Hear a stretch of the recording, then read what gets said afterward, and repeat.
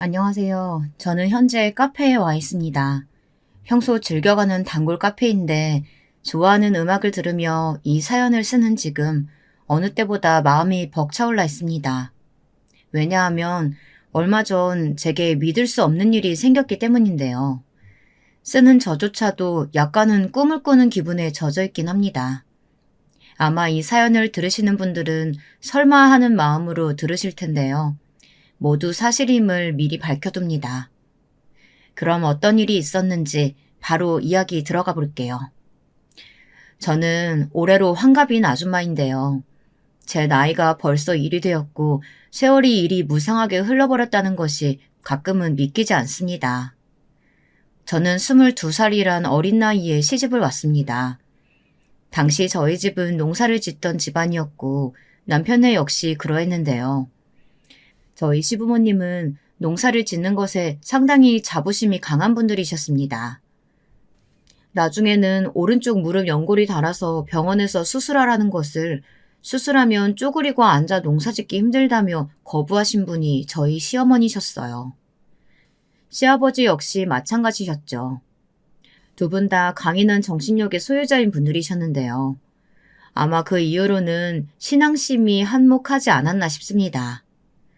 두 분 다 독실한 천주교 신자들이셨는데 농사 역시 신의 뜻이라고 생각하셨고 밥을 먹을 때나 먹고 나서도 잠자리에 들기 전에도 꼭 기도를 하셨어요. 그러면서 늘 저희에게 이런 말씀을 하셨죠. 저 연근 고추들 좀 봐라. 얼마나 이쁘니? 저들의 생명력이 얼마나 대단한지 나는 반의 반도 따라가지 못할 거야. 얘 아가야. 너희들은 도시로 나가지 말고 꼭 여기 오랫도록 남아서 우리 뜻을 받들어 농사를 지어라. 알겠지? 시어머님은 쪼그란 손으로 김매기를 하고 손수 꽃들을 심으면서 이 모든 것이 하늘의 섭리고 신비함이라고 늘 감사함을 가지라고 말씀하시곤 했습니다. 저 또한 어머니 아버지가 열심히 농사를 지어 저를 비롯한 사남매를 건강히 키워내셨기에 시어머님의 농사를 향한 곧고 경건한 마음가짐을 온전히 이해할 수 있었답니다. 무엇보다 제가 시집 왔을 때부터 너그러이 대해주시고 소리 한번 지르지 않고 가르쳐주신 분들이 시부모님들이었기에 그런 좋은 성정을 가진 분들이라면 그 뜻을 받들어 오랫도록 곁에서 모시고 살고 싶었어요. 그래서 젊었을 적엔 시어머니를 따라 뙤약볕에 농사를 지으며 힘든 날에도 힘든 줄을 모르고 살았어요. 여기에 남편의 동생인 도련님도 함께 살았는데 도련님도 시부모님처럼 밝고 순수한 분이시라 같이 사는데 거리낌이 없었습니다. 하루 일과가 끝나고 시부모님과 함께 정성스레 차려낸 밥상에 옹기종기 애들과 남편, 도련님이 모여 앉아 정신없이 허기진 배로 밥을 뜰 때면 그 숟가락질 소리가 참으로 정겹고 감사하게 느껴졌죠. 하지만 시간이 흐르자 제 마음에도 변화가 생기더군요. 단 한 가지 마음속엔 가시처럼 걸리는 게 있었는데요. 바로 아이들이었습니다. 여보, 우리 아이들 계속 여기 이렇게 두어도 될까요? 우린 그렇다 치고 아이들한텐 이게 최선일지 모르겠어요. 물론야 나도 어머님의 마음 이해해요. 어머님이 얼마나 이 일을 소중하게 생각하시는지. 그런데 나도 시간이 지나고 나니까 자꾸 딴 마음이 들어요. 어떻게 하면 좋을까요? 어느 날부턴가 이 문제는 슬그머니 그 부피를 키워 커다란 걱정거리로 번지게 되었어요. 왜냐면 저희 첫째, 둘째 아이가 모두 머리가 특출나게 좋았기 때문입니다. 지금에야 영재 교육도 있고 그걸 분별하는 시험도 있다는데 저는 그런 걸 통하지 않고도 우리 아이들이 어딘가 다른 아이들과는 다르다는 걸 분명하게 알 수 있었어요. 어느 날엔 전교생이 얼마 되지 않는 총구석 학교였지만 서울에서 시골로 오신 선생님 한 분이 저를 붙잡고 그러시더군요. 저 시영이를 여기에만 두는 건 좀 아까운 일이 아닐까 싶어요. 시영이도 그렇고 주영이도 그렇고 모두 굉장히 뛰어난 아이들이에요. 분명 다른 환경에서 많은 자극 받는다면 반드시 빛을 볼 아이들일 텐데 저는 조금 아쉬운 마음이 드네요. 조심스럽게 말문을 띄우신 선생님의 말씀으로 전 그날 확신했습니다. 우리 아이들이 남다르다는 것을. 그게 저의 생각만은 아니었다는 것을요. 한글을 떼는 속도도 남달랐지만 하나를 알려주면 열을 아는 아이들. 그게 바로 저희 아이들이었습니다. 놀란 가슴을 부여잡고 집에 오는 길 내내 이제 나는 어떻게 해야 할까 고민에 휩싸였습니다. 다름 아닌 이곳을 떠나 도시로 떠나야 하나 고민하게 된 것이죠. 저희 부부가 거기서 무엇을 하고 먹고 살 것인지 대책도 없었지만 아이들을 생각하면 반드시 행해야 할 일이었어요. 여보, 미안하지만 우리 어머니 생각하면 난 그럴 수가 없어. 당신은 내가 답답하겠지만 나도 우리 아이들 생각하면 미안하고 그렇지만 나는 차마 어머니를 등지고 떠날 수가 없어. 어머니는 나 어렸을 때부터 하루 종일 밭에 나가서 그저 땅과 키우는 농작물만 바라보며 사신 분이야. 어머니가 손수 지으신 쌀로 내가 이렇게 건강히 클 수 있었고 당신도 알잖아. 하지만 남편의 반대는 만만치 않았습니다. 남편이 저와 아이들을 아끼는 동시에 지극히 시부모님을 위하는 효자 아들이었기 때문이죠. 남편은 어렸을 적 원인 불명의 병으로 아파서 시름시름 앓았다고 합니다. 동네 병원에 데려가도 그 이유를 전혀 짐작하지 못해서 시부모님은 그때 남편이 이대로 죽는 줄만 알았다고 합니다. 그래서 밭에서 갖은 고생을 하시면서도 남편을 밤낮으로 돌보며 몸에 좋다고 하는 약초들은 다 먹여가며 남편을 그렇게 돌보셨다고 해요. 그 육체적 노동이 몇 년 지속되자 그로 인해 시아버님은 어느 날 갑자기 쓰러지셔 응급실에 실려가신 적도 있었어요. 시어머님 또한 몸 상태가 말이 아니었답니다. 남편은 그러한 부모님의 처절한 희생에 보답하고 싶어 했습니다. 게다가 시어머님께서 몸이 안 좋으셔서 많은 자식을 낳고 싶었던 본인의 뜻과는 달리 남편과 서방님 2명만을 낳을 수밖에 없었는데요. 그것도 한몫했어요. 농사라는 이 귀한 업을 이어받을 장남이라는 것. 그것이 남편을 도시로 떠나지 못하게 하는 이유였답니다. 하지만 이것을 해결해 주신 분이 있었으니 다름 아닌 당사자인 시어머니였습니다. 여기 앉아봐라. 지난밤 너희들이 한 얘기 들었으니 이대로 넘어갈 수가 없겠구나. 어머니 죄송합니다. 어머님이 들으실 줄은 몰랐어요. 정말 모르고 한 얘기예요. 아니다. 가거라. 떠나거라. 한마디 뚝 무자르듯 말씀하시는 시어머님의 말씀에 남편과 저 모두 어리둥절해서 멀거니 쳐다보았습니다. 어머님은 그 누구보다 덤덤히 말씀을 이어나가셨는데요. 그 말씀에 저희 부부는 눈물을 뚝뚝 흘릴 수밖에 없었죠. 나도 어느 정도는 알고 있었다. 시영이나 주영이가 내 손주 새끼들이지만 얼마나 영특하고 똑똑한 애들인지. 나나 네 아버지나 마음의 준비를 했어야 하는데 그러지 못했구나.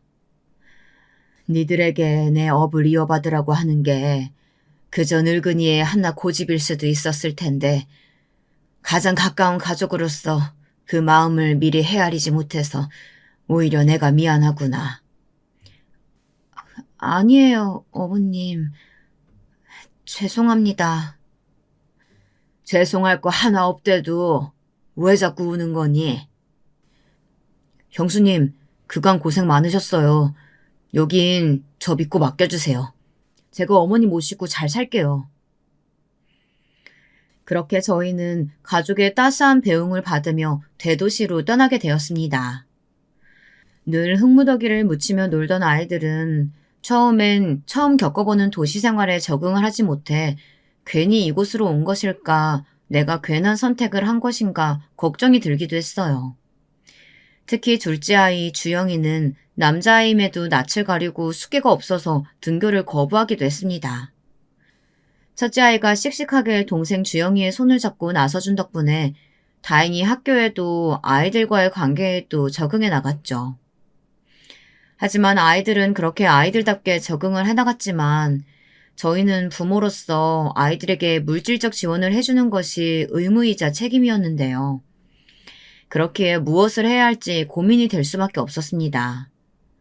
처음에는 둘 다 딱히 기술이 없던지라 공장에서 부지런히 몸을 움직이며 근근히 생활비를 벌어갈 수밖에 없었는데요. 이것도 한계에 부딪히게 되었습니다. 원체 몸이 약했던 남편이 갑자기 허리를 잘 쓰지 못하게 되면서 공장 생활을 이어갈 수 없겠다는 판단이 내려지게 된 것이었어요. 여보, 앞으로 어떡하지? 우리 뭐하고 살아가야 할까? 저 어린 것들이 자꾸 눈에 밟히고 고생하는 당신도 안쓰러워. 요즘은 잠을 자도 자는 게 아닌 것 같아. 가진 건 농사 짓는 기술 뿐이었는데. 정말 막막하다. 저기 있잖아요. 내가 요 며칠 생각을 해봤는데 우리 백반집을 해보는 건 어때요? 여기 철이 엄마가 그러는데 괜찮은 자리가 있대요. 백반집을 운영하던 부부가 이번에 다른 곳으로 자리를 옮기면서 비웠다는데 거길 이어받는 거 어때요? 요 며칠 왔다 갔다 하며 보니까 그 골목엔 사람들이 늘 차 있더라고요. 백반집. 그게 바로 제가 몇 날 며칠 열심히 골몰해낸 결과 생각해낸 아이디어였습니다. 제가 만든 반찬이면 그닥 입맛이 없으셨던 친정아버지도 간이 딱 알맞다며 맛있게 드셨던 게 좋은 추억으로 남아서인지 몰라도 저는 꽤나 저 성미답지 않게 끈질기게 남편을 설득했어요. 이웃집 철이 엄마, 우리 부부가 도시 생활에 쉽사리 정착하지 못하는 걸 알고는 항상 이모저모 알려줬었잖아요. 철이 엄마 말이라면 믿을 수 있지 않겠어요? 당신도 그 몸으론 다른 힘든 일 힘들 테니까 가게에서 간단히 그릇 나르는 일 하면 될 거고요. 이름은 행운 백반 어때요? 행운 백반? 당신 진심이야? 네, 나는 정말 자신 있어요. 남편은 꽤나 당황했지만 기세 좋게 밀어붙인 저 때문에 결국 한번 시도해보자며 납득하게 되었어요. 그렇게 저희 부부는 은행에 빚을 져가며 백반집 자리를 이어받게 되었습니다. 시부모님은 저희가 백반집을 연다는 걸 아시곤 직접 지은 농작물들을 보내주시곤 했어요. 농약을 덜 치고 지은 것들이라 모두 야채들이 싱싱하고 건강한 것들이었습니다. 얼마나 고생하며 지으신 것들인지 알기에 귀중한 마음으로 그 야채들을 손질해서 반찬으로 내놓았는데 역시나 손님들의 반응이 좋았습니다. 첫날엔 하루 걸러 하루 오시던 손님들이 매일같이 와서 단골로 자리 잡았습니다. 장사 초짜인 저도 남편도 가끔은 어느 날 손님이 가득 차 있는 광경을 눈으로 보면서도 믿기지 않았어요. 그럴 때면 내 손으로 뭔가를 해냈다는 기분, 그 성취감, 그것이 온 전율을 일으키는 듯 했답니다. 그런데 이때 만난 새롭게 얽히게 된 인연이 있었으니 바로 동서와 서방님 부부였어요. 어느 날 시부모님에게 연락이 왔습니다. 예, 아가, 우리 문제도 거기로 가게 됐단다. 네? 어머, 서방님이요? 농사는 어쩌시고요? 내가 말했잖니. 내 욕심에 자식들을 넣지 않겠다고. 둘째 아기가 역시나 여기 생활 많이 힘들어하더구나. 아무래도 자기가 살던 생활과는 다르니까 답답할 만도 하겠지. 그러니 너희가 옆에서 손윗사람으로서 잘 챙겨주면 고맙겠구나. 아마 다음 달쯤으로 갈 듯하다. 사실 그전에도 시어머님께서 가끔 목소리가 안 좋으실 때가 있었는데 동서 때문이라는 걸 전 짐작할 수 있었어요. 왜냐하면 동서의 성격과 자라온 가정 환경을 보았을 때 서방님과 함께 그곳에 산다는 것이 결코 맞지 않는 것 같았거든요. 그래서 예상했던 소식이었음에도 조금 놀랄 수밖에 없었답니다. 우리 서방님은 저희가 도시에 정착하고 얼마 안 돼 바로 결혼을 했는데요. 일전에 한번 동서를 소개시켜주겠다고 시부모님께 데려왔을 때 그때 동서를 한번 만났었는데 사실 첫인상이 그닥 좋지 않았어요. 동서는 꽤 잘 사는 친정을 두고 있는 여자였는데요. 그 옛날 유학까지 다녀올 정도로 집안이 유복하다고 했어요. 저의 자격지심 때문이었는지 모르겠지만 그렇다고만 볼 수 없는 동서의 몇 가지 행동들이 제 눈에 걸리더라고요. 아가, 농사로 내가 다 지은 것들이다. 너희들 온다고 조기도 구워놨으니까 먹어봐라. 아, 네. 근데 어머님, 이 반찬들 다 농약 덜 치고 만드신 거라고 했죠? 그럼 내가 우리 여기 농사 짓는 사람들한테 욕을 한 바가지 먹으면서도 우리 농사 짓는 사람들 위해서 이거 사 먹는 사람들 위해서라도 친환경 농사 짓자고 그렇게 설득하고 설득해서 지은 것들이란다. 그렇군요. 시어머니의 열띤 설명과 온화한 웃음에도 동서는 들은 둥 만 둥 무표정으로 대꾸했습니다. 냉담하고 서늘한 표정으로 내내 자리만 지키다가 갔죠. 저나 남편은 이런 동서가 어떻게 순박하고 시골 청년인 서방님과 도무지 어떻게 만났는지, 대체 어떻게 결혼까지 이어질 수 있었는지 신기했는데요. 이 물음에 동서는 짧고 굵은 말로 답하더군요. 저는 그냥 이 사람 순수함이 좋았어요. 제 주변 사람들은 다 저희 집안을 등쳐먹으려고 배신하거나 하는 사람들 투성이었거든요. 근데 뭐든 재고 따지지 않는 그런 게 좋았달까요? 아, 친구 소개로 만났고요. 서방님의 몇 안 되는 친구들 중 하나가 서울로 대학을 가서 만난 사람이 동서였다는데 신의 장난처럼 어울리지 않는 둘이 붙어있게 된 느낌이었답니다. 동서는 뭐든 무던하고 매사 서글서글하던 서방님과 달리 사람을 쉽게 못 믿는 사람이었답니다. 늘 불신이 팽배해 있고 어쩌다 마주치는 눈빛엔 그것이 제 눈에도 보였죠. 잘 사는 집안에서 무슨 일을 그리도 겪었는진 모르겠지만 어찌됐든 저는 첫인상이 그리 좋지 않았던 터라 동서와 서방님네가 저희 사는 동네로 이사 온다는 소식이 반갑지는 않았어요. 서방님네 부부가 이사 온 날 역시나 저희 백반집을 들렀는데요. 절 보자마자 반가워하는 서방님과는 달리 동서는 냉담한 표정으로 조그마한 화분 하나를 건네더니 한 곳을 응시하더군요. 그 시선을 따라가 보니 동서가 바라보고 있는 것은 창틀에 묻은 먼지였습니다. 제가 그날 아침 청소한다는 것을 깜빡하고 못한 곳인데 거길 보고 인상을 찌푸리더군요. 역시 형수님 대단하시네요. 전 형수님이 해내실 줄 알았어요. 어머니 아버지한테 들었을 때부터 왠지 대박 예감이었거든요. 가게 이름도 정말 잘 지으셨어요. 이 정도 손님이면 전국에 가게 열어도 되겠어요. 여보, 그렇지 않아? 네, 그러네요. 형님 축하드려요. 그래, 고마워. 아참, 밥 먹었어? 동서 아직 식사 전이면 먹고 가, 서방님이랑. 서방님 오셨으니까 한 끼 하고 가셔야죠. 아무래도 오신다는 거 듣고 제가 저희 가게 특식 메뉴 몇 가지 준비해뒀어요. 정말요? 역시 우리 형수님이시라니까. 안 그래도 너무 시장했는데.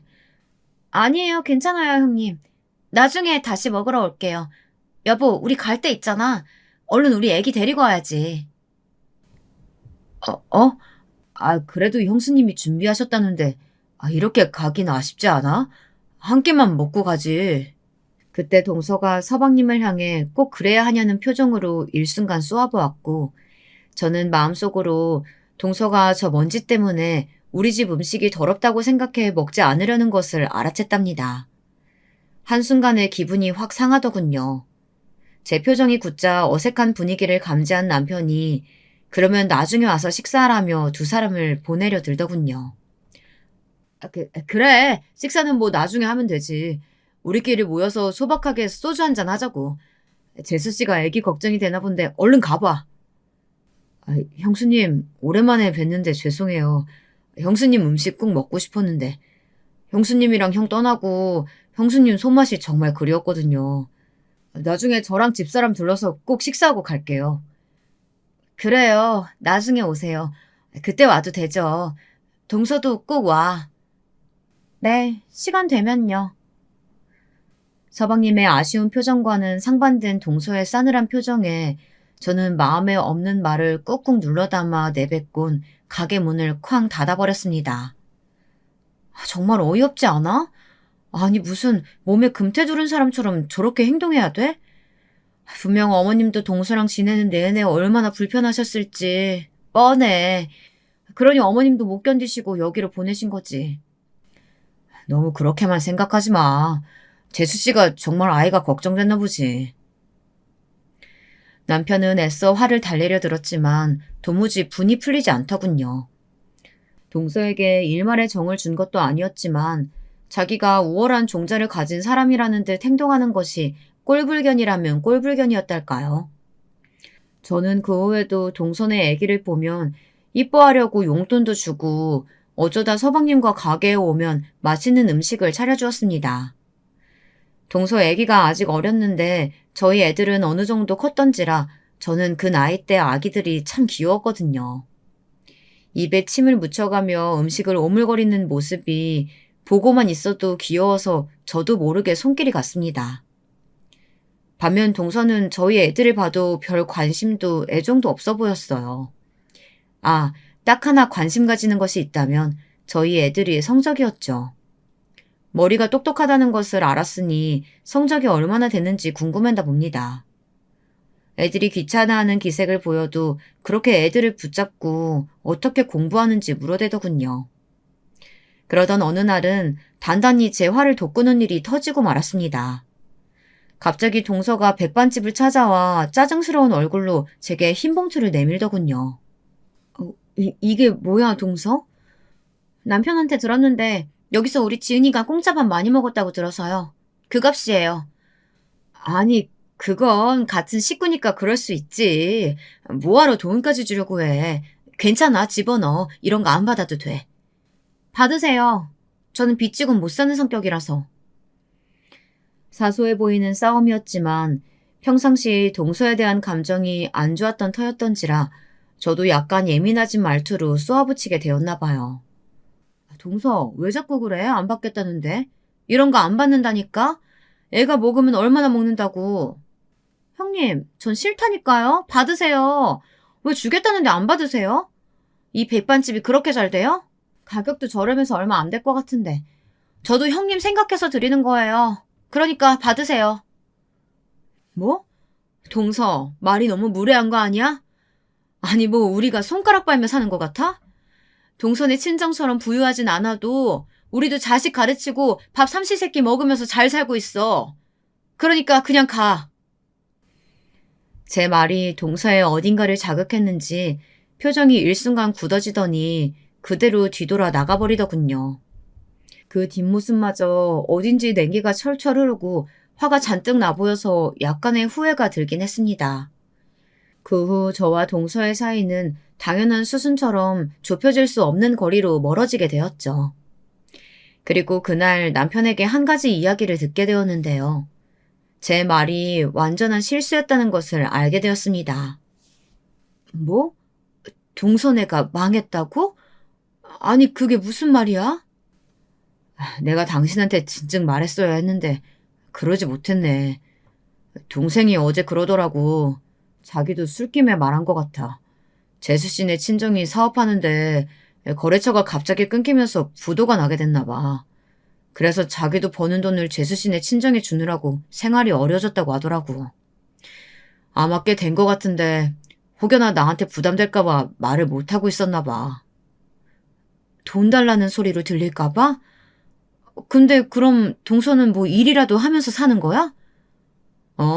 요 앞에 반찬 가게 나가서 일하고 있대. 동서가 어떤 심정으로 저희 백반집을 찾아와 그 돈을 주고 갔는지 모르겠지만 제가 한 말에 약간 상처받은 얼굴로 나간 얼굴이 묘하게 걸리더군요. 예상했지만 동서는 명절날 저를 보아도 아는 체도 하지 않고 시어머니와만 말을 섞더라고요. 어느 날 어머니도 그것을 눈치챘는지 저를 뒷방으로 불러 조용히 물으셨어요. 너랑 둘째 아가 사이에 무슨 일 있니? 왜 이렇게 둘이 있으면 차가운 분위기가 감도는 거야? 내가 다 눈치가 보인다. 무슨 일 있으면 솔직하게 말해봐. 아니에요. 제가 그냥 좀 동서가 어려워서요. 어려울 게 뭐 있어, 가족인데. 둘째 애가 쌀쌀맞아 보이긴 해도 속은 여리고 무른 애야. 저리 깐깐한 모습 하고 있어도 보이는 게 다가 아니야. 너도 겪어보면 알 거야.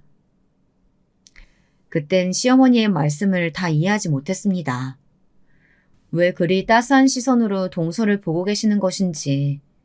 워낙에 타고난 성정이 온화하신 분이긴 했지만 그래도 못된 사람과 이기적인 사람을 구분해내지 못하는 분은 아니었어요. 그런데 왜 그런 말씀을 하신 건지 아리송했습니다. 그 말씀을 온전히 이해하게 된 건 그로부터 아주 오랜 시간이 지난 후였습니다. 저와 동서의 사이가 좋지 않자 서방님도 저희 가게의 발길이 뜸해지셨고 지은이도 더 볼 수가 없게 되어 마음이 씁쓸해지더군요. 제가 나서서 먼저 사과라도 해야 하나 싶었는데 자존심이 뭔지 쉽사리 손이 전화기로 가지 않더라고요. 아마도 싸늘하고 냉기 어린 동서의 얼굴을 마주치는 게 두렵고 회견아 사과를 받아주지 않을까 두려웠던 것일 테죠. 시간이 흐르고 나서 생각해보니 그저 아주 작은 사건이었을 뿐인데 미안하단 말 한마디면 모두 녹아 흐를 마음이었을 텐데 참으로 후회로 똘똘 뭉친 시간이었습니다. 그러던 어느 날 이 모든 걸 뒤바꾸게 된 사건이 발생하고 말았습니다. 너무나 청천벽력이고 끔찍한 소식이었던지라 저도 남편도 그 자리에 그만 주저앉아 버렸답니다. 그게 무슨 말이야? 여보, 사실이야? 서방님이 어떻게 됐다고? 내가 일단 병원으로 가볼게. 가서 상황 설명해 줄 테니까 당신 여기 있어.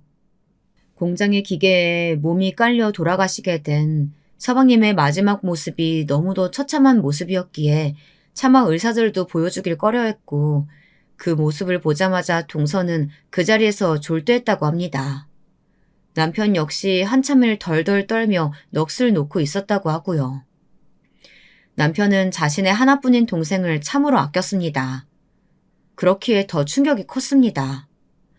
서방님의 소식에 그만 몸져 눕고 말았어요. 백반집을 나오지 못하고 그렇게 며칠을 누워 지냈던 남편과 달리 저는 생계를 책임지고 있었기에 일을 하긴 했지만 때때로 동서 생각을 멈출 수가 없었습니다. 내 남편도 저리 힘들어하는데 동서는 지금 어떤 심정일까? 내가 가봐야 하는 건 아닐까? 여러 생각이 들더군요. 동서와 감정적으로 너무 멀어져 떨어져 산 세월이 길다 보니 이럴 때조차 도움의 손길을 건넬 수가 없더라고요. 장례식에서조차 동서의 손 한 번 잡아주지 못한 것이 가슴에 내내 걸렸습니다. 그러던 어느 날 학교에 돌아온 저희 큰딸애가 다소 침울한 표정으로 그러더군요. 엄마, 지은이 너무 불쌍해. 엄만 지은이랑 얘기해봤어? 너 지은이 어디서 만났어? 놀이터에서 지나다 만났는데 작은 엄마도 그렇고 다들 너무 힘들어 보였어. 내가 말 걸어도 못 들으시고 어딘가 넋이 나가신 분 같았어. 저는 그 순간 말문이 박혔습니다. 그리고 남편을 대신해 나와 있는 이모님에게 주방을 맡기고 뛰쳐나가서 동서네를 찾아갔습니다. 동서와 멀어진 뒤론 경제적인 상황 때문에 다른 집으로 이사를 갔다고만 들었지 실제로 방문한 적은 없었기에 주소도 남편에게 물어서 찾아가야 했어요. 도착한 곳은 사실 제 눈을 의심하게 할 만한 그런 형편의 집이었습니다. 벌레가 득실거릴 것 같은 반지하 방이었는데 순간 발길이 뚝 멈춰졌어요. 심호흡을 하는데 마침 음식물 쓰레기를 버리러 나온 동서와 눈이 마주쳤죠. 전과는 달리 낡은 옷을 입고 구멍난 슬리퍼를 신고 있던 동서는 절 보자마자 조용히 눈길을 돌렸습니다. 무슨 일이세요? 동서, 장례식 이후로는 오랜만에 보네. 어떻게 사나 걱정되고 궁금하기도 해서 찾아왔어. 시간 괜찮으면 잠깐 얘기 나눠도 되나? 여전히 딱딱한 말투이긴 했지만 저는 그 아픈 속을 차마 헤아릴 수 없어 더듬거리며 말을 건넸어요. 동서는 어쩔 수 없다는 듯 집으로 들여보내주더군요. 안으로 들어가니 집안은 정리가 되지 않은 채 옷들이며 쓰레기들까지 너저분하게 널려 있었고 그 사이 조그마한 상 하나에 지은이가 밥을 먹고 있었어요. 지은이는 절 보자마자 반갑게 웃으며 큰엄마 하고 외치더군요. 아, 그래, 지은아. 오랜만이지? 아이고, 밥 먹고 있었구나. 큰엄마가 이것저것 과일이랑 사왔으니까 먹자. 금방 깎아줄게. 형님, 칼이 없어요. 그냥 주세요. 과일. 물에만 씻어서. 응? 칼이 왜 없는지 그 말에 의아함을 느꼈지만 물을 수가 없어 과일을 물로 깨끗이 씻어 이 빠진 접시 위에 올려주었습니다. 그러면서 잠시나마 동선의 살림살이를 엿볼 수가 있었는데요. 모조리 너무 낡고 해진 것들 뿐이라 입술이 꼭 깨물어졌습니다. 특히 아이가 쓰는 것 같은 공부 책상은 어디서 주워온 듯 낙서가 잔뜩 되어 있었는데 마음이 아파서 차마 오래 쳐다볼 수가 없겠더군요. 동서는 무릎을 모으고 구석에 앉아 지은이가 허겁지겁 과일을 먹는 것을 그저 멍하니 쳐다보고 있었어요. 복숭아의 단물이 지은이의 입 밖으로 흐르고 있는데도 닦아줄 생각도 없이 그냥 보고 있더라고요. 동서도 좀 먹지. 왜 이렇게 마른 거야? 잘 못 먹었지? 전 괜찮아요. 많이 먹었어요. 동서, 내 앞에선 솔직하게 말해도 돼. 나 동서가 정말 걱정돼서 왔어. 믿기지 않겠지만 우리 사이가 안 좋아서 내가 쉽사리 올 수가 없었어. 근데 내가 서방님 생각을 하니까 너무 가슴이 아파서 동서가 자꾸 떠오르더라고. 우리 남편도 이렇게 많이 힘들어하는데 동서는 어떤 마음으로 살고 있을까. 자꾸 그 생각을 멈출 수가 없었어. 지난날 내가 형님이지만 동서에게 못나게 군 것도 있고 말이야. 사실 서방님이 사고 전날 우리 백반집을 찾아왔었어. 동서 알고 있었겠지만 그날이 우리 작은애 생일이었잖아. 세상에 선물을 사들고 왔더라고. 직접 색종이로 접으신 별이랑 학을 잔뜩 병에 담아가지고 왔는데 우리 남편도 나도 바쁘다는 핑계로 장난감 하나 사주고 땡쳤는데 우리 애 위해서 몇백 개를 접어가지고 오신 거야. 나는 우리 지은이한테 제대로 뭐 하나 안겨주지도 못했는데. 그런데 그때 제 말에 생기도 의지도 그 무엇도 찾아볼 수 없던 동서의 눈동자가 천천히 눈물로 젖어 들어가기 시작했어요. 저 역시 참을 수 없어 제가 먼저 주책맞게 눈물을 터뜨려 버렸답니다. 그러면서 조심스레 서방님과의 기억을 주섬주섬 꺼내놓기 시작했는데 이윽고 동서가 끄끄거리며 오열을 하더라고요. 형님, 저 어떻게 살아야 할지 모르겠어요. 제 상처뿐인 인생, 남편이 그나마 건져 올려줬는데, 그나마 안아줬는데, 이제 누가 절 안아줘요? 그 사람 왜 그렇게 빨리 가버린 거예요? 내 인생은 왜 이렇게 복이 없는 거예요? 저한테 남은 거 우리 지은이뿐이라서 얘만 생각하면 살아야 되는데. 형님, 나 자꾸 울지가 없어져요. 나 그냥 안 살고 싶어요. 그제야 전 동서가 왜 집에 칼을 숨겨놓았는지 알 수 있었답니다. 그거라도 숨겨놓지 않으면 자신이 잘못된 선택을 할까, 그로 인해 아이가 홀로 남겨지게 될까 두려웠던 것이었죠. 마지막 남은 자신의 모성애로 그렇게라도 꾸역꾸역 삶을 이어가고 있던 동서를 보니 저는 차마 그 앞에 무슨 말을 뱉어낼 도리도 없이 그냥 동서를 붙잡고 따라 울어버렸습니다. 그렇게라도 내가 너의 아픔을 알고 있으니 힘내라고 그 온기를 전해주고 싶었던 것 같아요. 그런데 그때 한참을 오열하는 제 엄마가 너무 가엾고 불쌍했는지 지은이가 달려와서 동서를 껴안고 울지 말라고 속삭이더군요. 엄마, 울지 마. 엄마, 울지 마. 내가 있잖아. 울지 마. 그 가여운 속삭임이 너무 처연하게 들려서 저도 울음을 끄 멈추고 이내 다무진 얼굴로 동서의 손을 꽉 잡아버렸답니다. 동서, 우리 가게 나와. 그래, 동서 말대로 산 사람은 살아야지. 나도 동서 입장이라면 정말 안 살고 싶었을 거야. 그래도 지은이 생각하면 살아야 하지 않겠어? 내가 도울게. 내가 무슨 수를 써서라도 그럴 테니까 제발. 어? 동서는 눈시울이 붉어진 눈으로 절 한번 쳐다보더니 대답은 못한 채 짐승 같은 울음소리를 내며 또 한참을 울다 이내 고개를 끄덕이더군요. 그렇게 동서가 저희 가게의 식구가 되었습니다. 남편이 힘든 몸을 이끌고 나와 가게에 나왔던 날, 저는 동서의 손을 잡고 뿌듯한 표정으로 가게 안으로 데리고 들어갔습니다. 재수 씨가 어떻게... 여보, 우리 가게에 새 식구가 생겼어. 인사해. 우리 이쁜 동서. 잘했네, 여보. 정말 잘했어. 재수 씨, 그래요. 내 동생한테 못다한 말이 너무 많아서 한스러웠는데, 재수 씨도 걱정스러웠는데, 내가 앞으로 동생 목까지 신경 쓸게요.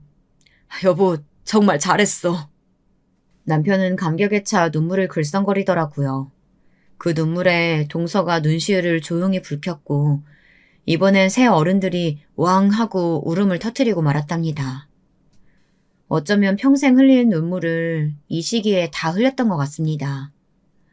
동서에게 부엌 일을 맡기는 건 무리일 것 같아서 카운터 보는 일을 맡겼는데 동서가 정말 복덩이였는지 백반집 장사가 더 잘 되기 시작했어요.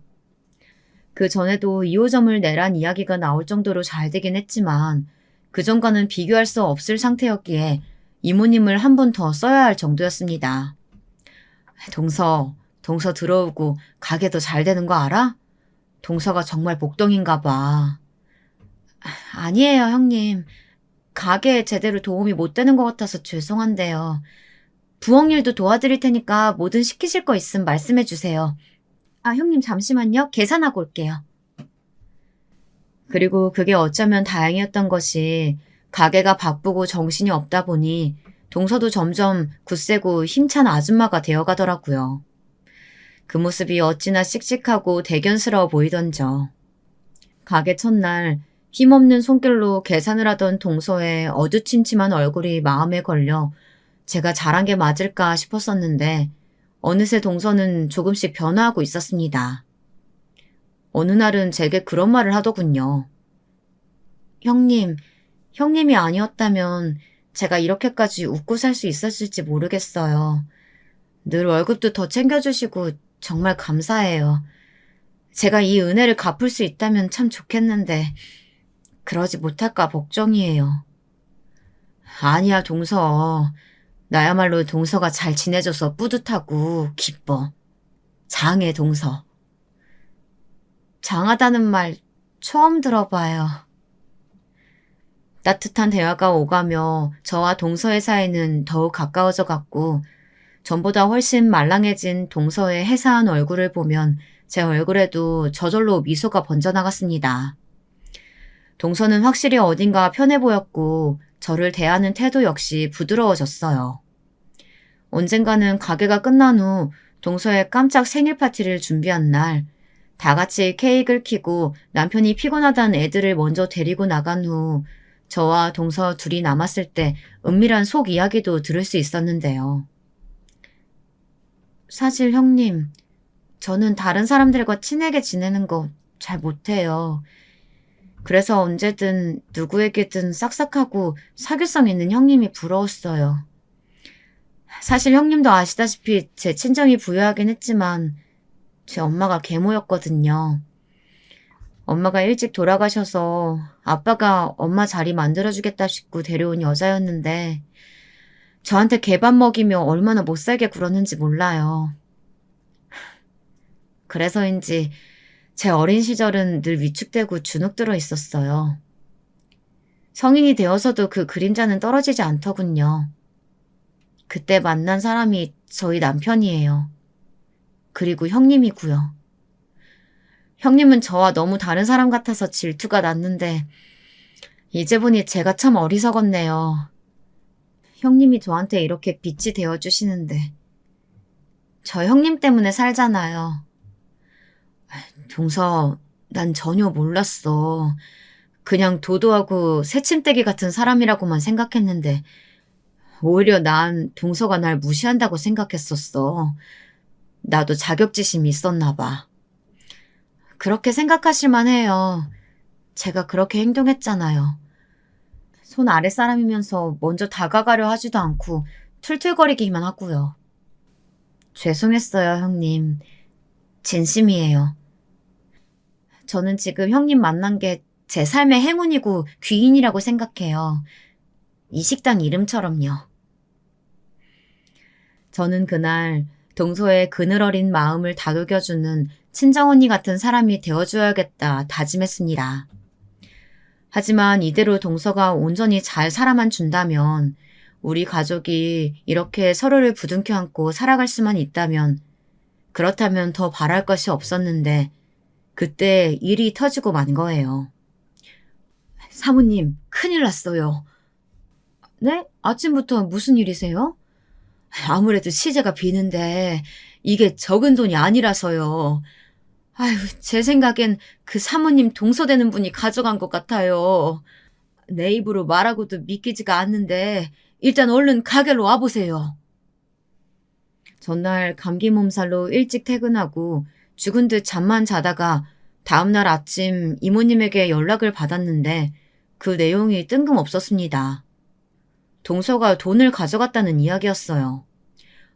그럴 리가 없을 텐데 일단 가게로 갈게요. 그렇게 가게로 서둘러 뛰어갔는데 정말 이모님 말씀처럼 300만 원이 비더라고요.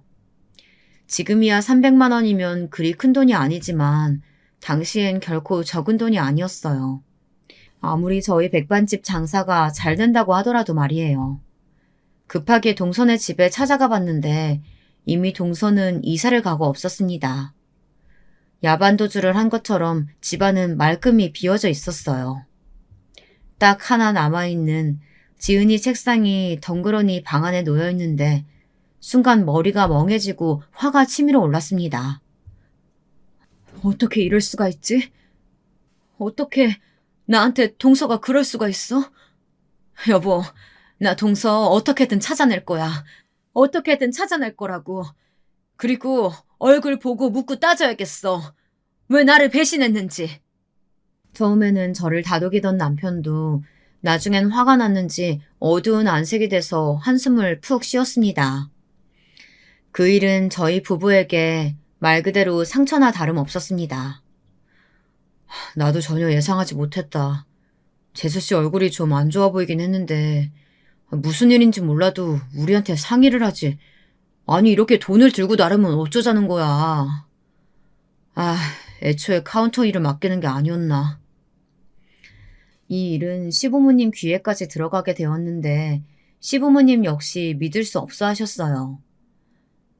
아니 정말이니? 둘째 애가? 네 어머님, 혹시 동서랑 연락 전혀 안 되시는 거죠? 최근에 뭐 소식 들으신 것도 없으시고요? 그렇지 나야 널 통해 들은 게 전부란다. 그나저나 일을 어쩜 좋니?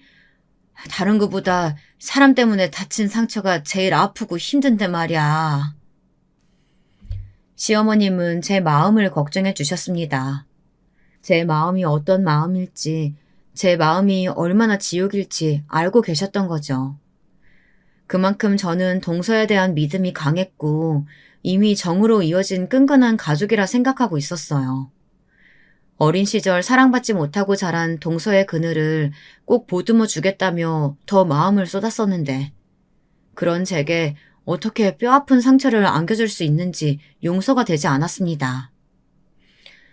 동서가 떠나고 난 후 한동안 저희 집안 분위기는 차갑게 가라앉아 있었고 아이들은 저희 눈치를 볼 정도였어요. 그런데 동서에 대한 배신감으로 잠을 못 이루고 있길 3달 정도, 그때쯤부터 안 좋은 일들이 하나둘 터지기 시작했습니다. 먼저 백반집 사정이 안 좋아지기 시작했습니다. 동서가 있을 땐 잘 돌아가던 백반집이 앞에 새로운 식당들이 줄지어 생겨나면서 허름한 백반집을 찾는 손님들이 줄어든 것이죠. 당시 딸아이가 곧 있으면 대학을 갈 나이였고 들어가야 할 돈도 만만치 않았습니다. 전교 1, 2등만 하던 우리 자식들을 생각하면 등록금 정도는 마련해주고 싶었는데 그 꿈을 이룰 수 없겠다는 생각이 들자 눈앞이 캄캄해졌어요. 그리고 이 모든 불행이 갑자기 동서 때문이란 생각도 들더라고요. 동서 때문이야. 동서가 나가고 나서 아니 그 여자가 그렇게 돈을 들고 튀니까 우리 식당에 온갖 불운이 몰아닥친 거라고. 여보, 지나간 일 따져서 뭐해. 진정 좀 해. 요즘 당신이 너무 예민하니까 우리 애들도 힘들어하잖아. 그냥 잊어. 묻으라고. 당신은 묻을 수 있어도 난 못 묻어. 제가 마음을 진정시킬 수 있었던 건 어떻게든 살아야겠다는 마음으로 가게 인테리어를 바꾸고 메뉴를 새롭게 개발하면서 삶이 바쁘게 돌아갔기 때문일 거예요. 아이러니하게도 마음은 지옥이지만 외적인 상황이 바쁘고 힘드니 마음에 집중할 시간이 없더라고요. 그래서 매일매일 열심히 고된 몸을 놀리며 일만 해댔습니다. 그렇게 5년을 보내고 나니 동서도 배신감도 조금 잊혀지더군요.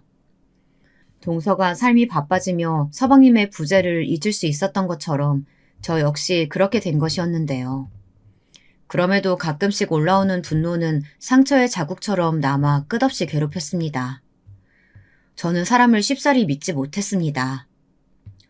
여보, 사람 안 뽑아? 내가 카운터까지 보기엔 무리인데. 이모님이라도 뽑으면 안 될까? 사람을 왜 써요? 당신 정 힘들면 내가 할게요. 다신 사람에게 정을 주고 싶지 않다는 마음에 가게에서 일할 사람도 웬만하면 뽑지 않고 제가 카운터까지 보곤 했어요. 그러던 어느 날 시어머님이 저를 시골로 부르시며 하신 말씀에 넋을 놓고 말았는데요. 어머님의 건강 상태가 당시 위중해서 병원에 당장이라도 입원해 치료를 받아야 할 상황이었지만 어머님은 치료를 거부하시고 그냥 자연에서 생을 마무리하시겠다는 일념으로 머물고 계시고 있었습니다. 아가, 시간은 흘렀지만 네가 마음 다친 거 잘 안다. 하지만 우리 둘째 그렇게 허망하게 보내고 난 후 내가 생각하게 하나 있다면 누군가를 미워하는 마음, 원망하는 마음 오래 갖고 있다 보면 그게 독이 돼서 나한테 돌아오는 거야. 나도 믿던 신을 그토록 원망했는데 그게 하등 도움이 되지 않았어. 인생은 짧아, 덧없고 그래. 그러니 그냥 너 편한 대로 남은 하루하루 행복하게 살아라. 그게 내 마지막 소원이다. 떠나는 늙은이의 마지막 소원 들어줄 수 있지? 그 말에 그만 눈물이 터져 고개를 수그릴 수밖에 없었습니다. 그리고 돌아오는 길, 저는 시어머님의 말씀처럼 그리 살기로 다짐했죠. 원망보단 감사하는 마음으로, 미움보단 행복한 마음으로 그렇게요. 다정다감한 남편과 자식들과 오순도순 행복하게 살기도 아까운 인생인데 저를 어떤 독한 마음에 갈아넣지 않기로 했어요. 신기하게도 시어머니의 장례를 치르고 난 후 그 마음가짐은 더 굳건해졌습니다. 저는 남은 시간 자식들을 대학 보내고 결혼시키고 남편과 다시 고향으로 내려가 살 때까지 나름 평안한 마음으로 살았답니다. 그런데 20년 후 다시 동서를 마주칠지는 몰랐습니다. 저와 남편은 시아버님을 모시고 살고 있었는데 갑자기 마루에 걸터 앉아 계시던 시아버님이 굳은 표정으로 나와보라 하시더군요. 최고급 외제차에서 내린 어떤 여자가 천천히 걸어오더니 무릎을 꿇고 있었어요. 이게 무슨 상황인가 싶어 앞으로 다가가는데 그녀는 동서였습니다. 아주 오랜 시간이 흘렀지만 뚜렷한 이목구비나 살짝 처진 눈꼬리, 누군지 한눈에 알아볼 수 있었어요. 동서, 어떻게 여길... 형님, 제가 너무 오래 걸렸어요. 죄송합니다.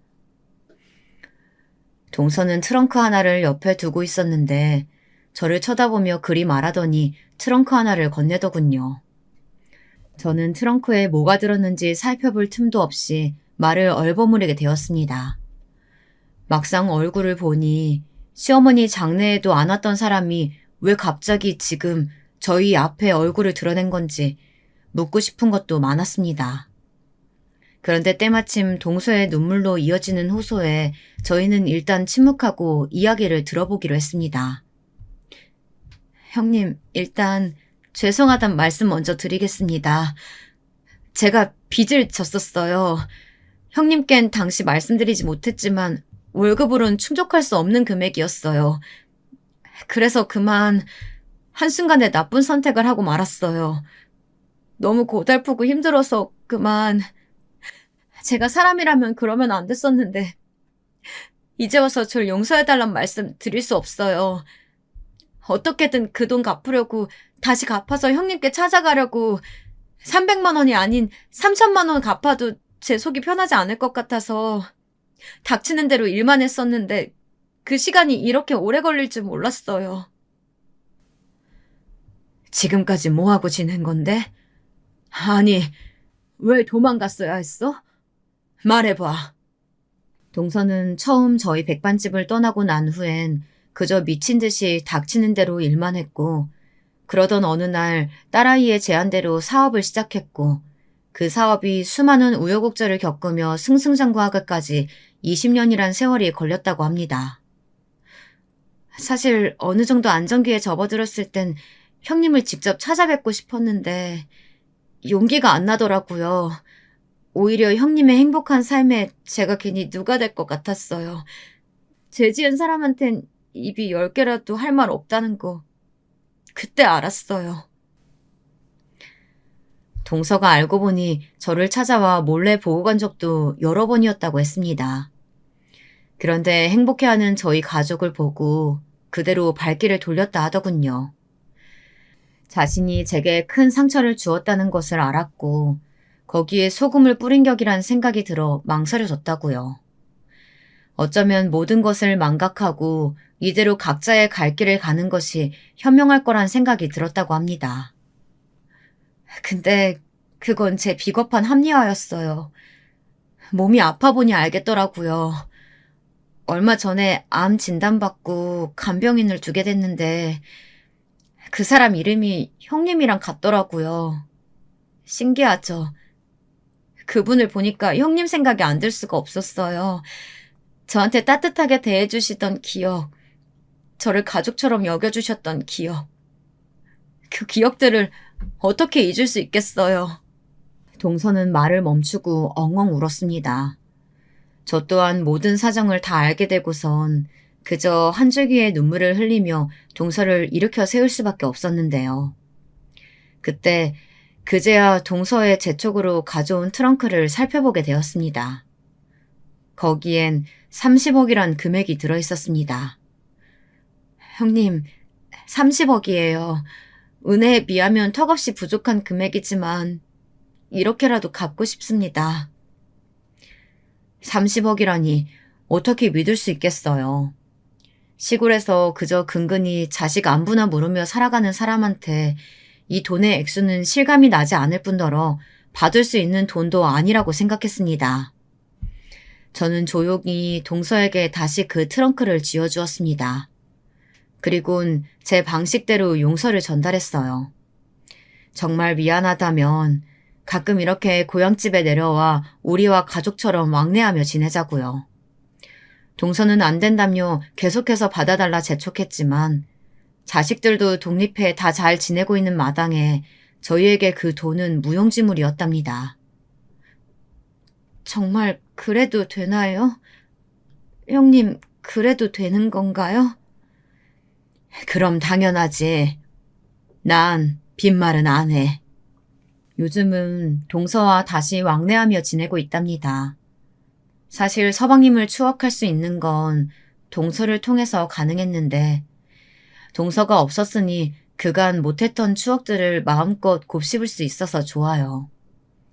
아마 15년 전 혹은 그 전에 찾아왔다면 저는 동서에게 원망의 말을 퍼부었을 수도 악랄한 말로 똑같이 상처를 되돌려줄 수도 있었겠죠. 하지만 시간의 힘이란 정말 놀라운가 봅니다. 이제는 오히려 동서와 함께하게 된 일상이 나쁘지 않습니다. 동서가 주변에 전원주택을 얻어 저희를 더 좋은 집으로 이사시켜 주었고, 저희 자식들에게도 물질적인 지원도 아끼지 않고 있는데, 그런 동서의 마음이 조금은 어여쁘게 느껴집니다. 제 이야기는 여기까지예요. 제 긴 사연 들어주셔서 감사합니다. 안녕하세요. 저는 결혼한 지 아직 1년이 채 안 된 30대 초반 여자입니다. 집안일을 하면서 유튜브를 항상 틀어놓으며 시간을 보내곤 하는데 최근 사연을 소개하는 유튜브를 알게 되면서 시청하고 있는데 시간도 잘 가고 재밌더라고요. 그런데 마침 저도 최근에 재미있는 일이 생겨 공유할 겸 사연을 보내게 되었습니다. 말솜씨가 없어서 걱정되지만 재밌게 들어주셨으면 좋겠습니다. 앞서 말씀드렸듯이 저는 아직 결혼한 지 1년이 안 된 신혼인데요. 남편은 저에게는 누구보다도 자랑스럽고 멋있는 사람입니다. 남편은 대학교 때 같은 과 동기로 만나게 되었는데요. 항상 남들을 배려하고 구김살 없이 지내는 모습이 저와는 너무 다른 세상 사람 같아 처음에는 조금 거리를 두고 지냈었습니다. 남편의 밝은 모습에 거리를 두고 지낸 이유 중 가장 큰 이유는 제가 고아였기 때문이었습니다. 갓난쟁이던 시절 부모님이 두 분 다 돌아가시는 바람에 시설에 맡겨졌던 저는 부모님의 얼굴도 모르고 자라면서 부모가 없다는 게 큰 콤플렉스가 되어버렸습니다.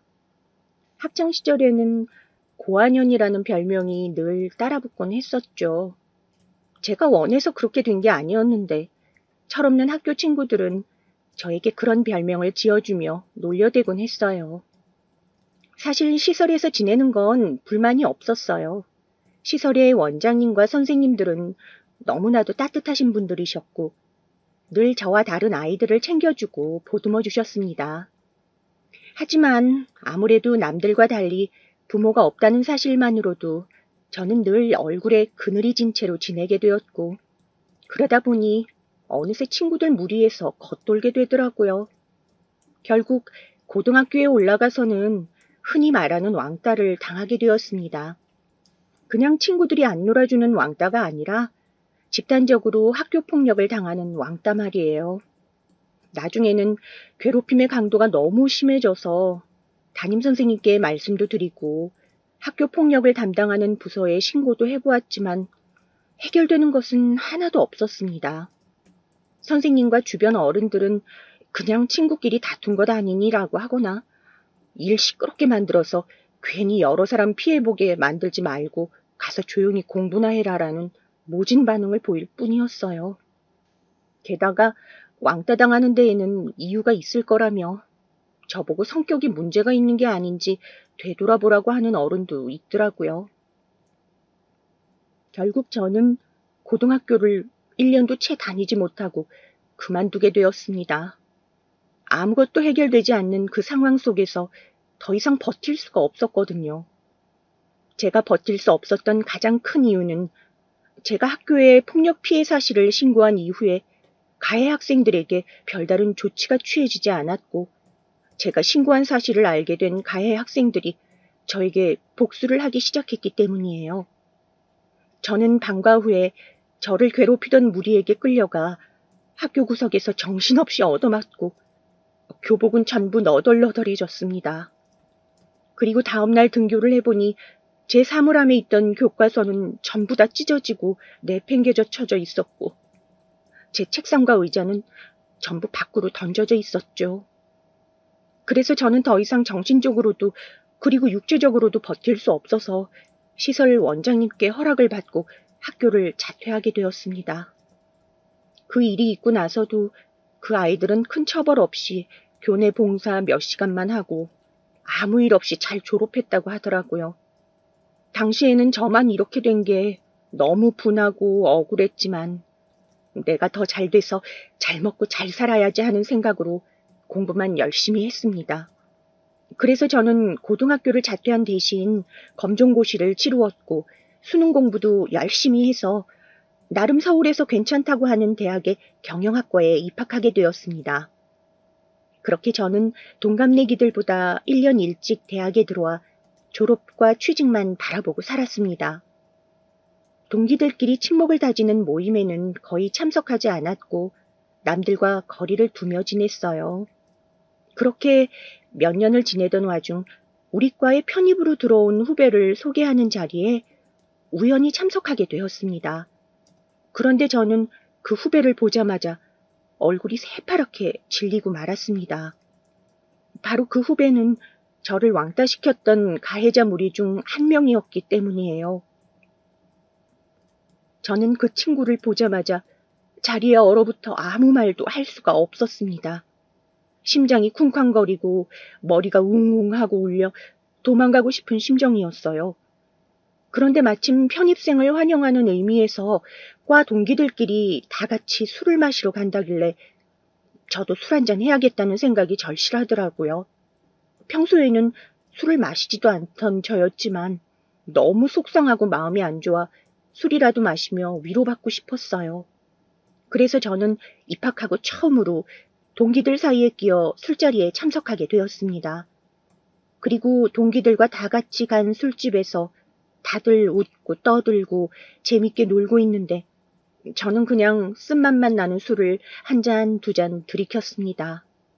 그런데 그때 재수생이라 저보단 2살 많던 제 남편이 와서 말을 걸었어요. 안녕? 너 술 마시는 거 처음 본다?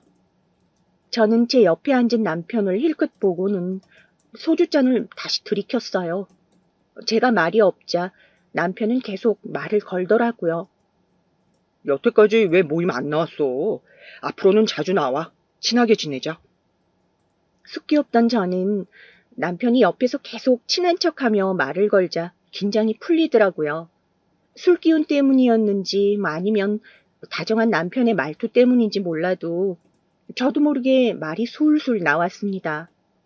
저는 어릴 때 고아원에서 자랐던 얘기부터 해서 학창시절 왕따를 당했던 이야기, 그리고 편입생이 그 가해자 중 한 명이라는 이야기까지 오늘 처음 대화한 남편에게 전부 다 말해버리고 말았어요. 제 얘기를 들은 남편은 마치 자기 일인 양 더 역정을 내며 공감해주고 저를 위로해주더라고요. 그리고는 남편이 친한 동기들에게 제 얘기를 해주면서 다 같이 저를 위로해 주었습니다. 저는 처음에 남편이 제 얘기를 동기들에게 해도 되냐고 물었을 때 괜히 저에 대해 안 좋은 선입견을 가지게 될까봐 망설였지만 막상 얘기를 하게 되자 다들 자기 일처럼 같이 울어주고 화내주어서 평생에 처음으로 든든한 친구가 있다는 느낌을 받았어요.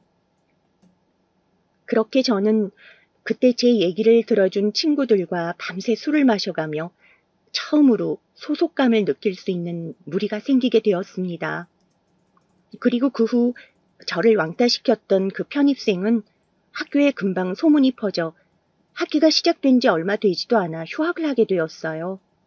그리고 저는 제 생에 다시는 없을 것 같은 행복한 대학 생활을 즐기게 되었죠.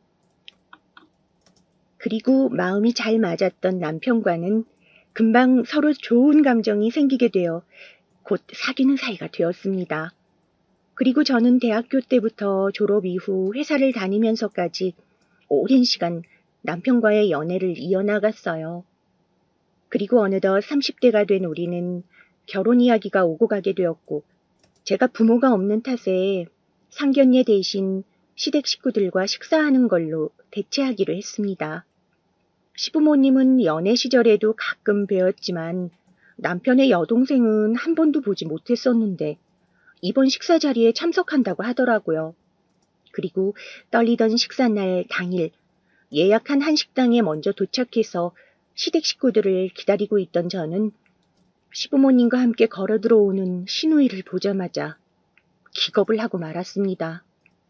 바로 시누이가 고등학교 시절 저를 제일 많이 괴롭혔던 왕따 주도자였기 때문이었어요. 시누이도 저를 보자마자 흠칫했지만 모르는 척 하더라고요. 저는 시누이를 보자마자 하늘이 무너지는 줄 알았습니다. 학교에서 편입생으로 들어온 그 아이를 보았을 때도 충격이었지만 이번에는 정말 말로 다 하지 못할 정도로 충격이 심했어요. 정말 천사 같은 남편의 여동생이 하필 저 아이라니. 정말 믿을 수가 없었습니다. 저는 식사를 하는 내내 결혼을 물러야 되나 고민하느라 어른들의 말이 귀에 들어오지도 않았지만 오랫동안 만나왔던 남편을 저 아이 하나 때문에 포기할 수는 없었습니다. 저 아이도 나이를 먹었으니 성격이 바뀌었겠지. 나 하나만 조용히 있으면 되겠지 하면서 애써 제 자신을 타일러 보았어요. 하지만 식사 시간 내내 최대한 티를 안 내려고 했던 제 의지와는 다르게 제 표정이 너무 안 좋았나 봅니다. 식사가 끝나고 집에 돌아가는 길에 남편이 저에게 안색이 안 좋아 보인다며 괜찮냐고 물어보자 저는 그냥 오늘 좀 긴장해서 그런 것 같다고 얼버무렸습니다. 그리고 그 이후 최대한 그 아이에 대해서 신경 쓰지 않으려고 했어요. 하지만 며칠 지나지 않아 모르는 번호로 문자가 와서 보니 바로 그 아이였습니다. 저랑 친해지고 싶다는 핑계로 남편에게 제 연락처를 물어서 연락한 것이었어요. 야, 너 설마 오빠한테 다 얘기한 거 아니지? 저는 문자 메시지 내용을 보고 손이 너무 떨려 답장을 하지도 못했습니다. 심장이 쿵쾅거리고 식은땀이 났지만 애써 문자 내용을 모르는 척하기로 했어요. 그래도 남편이 좋아 결혼하는 거고 결혼하면 저 아이랑 같이 살 것도 아닌데 옛날 일이 모태수라고 마음을 단단히 먹기로 했습니다. 저도 옛날에 소심하고 나약했던 제가 아니니 그냥 무시하고 열심히 일을 하며 결혼 준비에만 신경 써야겠다고 다짐했어요. 그리고 그 일이 있고 보름쯤 지났을 때부터 본격적으로 결혼 준비를 시작하게 되었습니다. 회사 동료들에게도 물어보고 인터넷에서 정보도 찾아가면서 계획을 꼼꼼하게 세우기 시작했어요. 웨딩 업체도 몇 군데 알아보고 신혼여행도 어디로 갈지 정하고 하나하나 남편과 같이 의논하고 계획하면서 기대감에 점점 부풀어 갔습니다. 그리고 어느 정도 웨딩 업체 방문 일정이 확정된 후 시부모님께 상황을 보고드렸어요. 그리고 남편이 일 때문에 바쁘기도 하고 저도 어머님이랑 친해지고 싶은 마음에 어머님한테 같이 예약하러 다니고 싶다고 말씀을 드렸습니다. 그랬더니 어머님도 너무 좋다고 하시면서 호호 웃으시더라고요. 그런데 그때 갑자기 그 아가씨가 끼어들어 이렇게 말하더라고요. 어머, 새언니, 엄마보다는 내가 시간이 지금 엄청 많은데 이런 거는 원래 젊은 여자들끼리 다녀야지 잘하는 거예요. 나이 먹은 우리 엄마보다는 내가 더 요즘 트렌드를 더 잘 알지 않겠어요? 우리 엄마 요새 놀러 다니느라 바쁜데 그냥 나랑 같이 다녀요. 저는 아가씨의 말에 당황했지만 저와 아가씨의 관계를 알 리 없던 시어머니는 미애도 같이 셋이서 가면 더 재밌겠다고 즐거워하시더라고요. 그런데 아가씨가 굳이 저랑 둘이서만 다니겠다고 바락바락 우겨대는 통에 어쩔 수 없이 그렇게 하기로 결정이 되었습니다. 차마 어머님 앞에서 옛날 일 들춰내면서 기분 상하는 일 만들고 싶지 않아서 그냥 그렇게 하기로 했어요. 그리고 며칠 뒤 첫 예식장 투어를 다니던 날이었습니다. 너무나도 당연하게도 아가씨는 저를 위해서 따라다니는 것은 하나도 없었고 오히려 방문하는 예식장마다 트집을 잡고 진상을 피우더라고요. 어쩜 매번 예식장에 갈 때마다 예약 담당자를 앞에 앉혀놓고 한 번을 빼놓지 않고 핀잔을 주는지 여기는 밥이 너무 맛이 없다는 둥 음식 가짓수가 왜 이거밖에 없냐는 둥 불평을 해대고 식대가 너무 비싸다고 불만을 표시하기도 했습니다.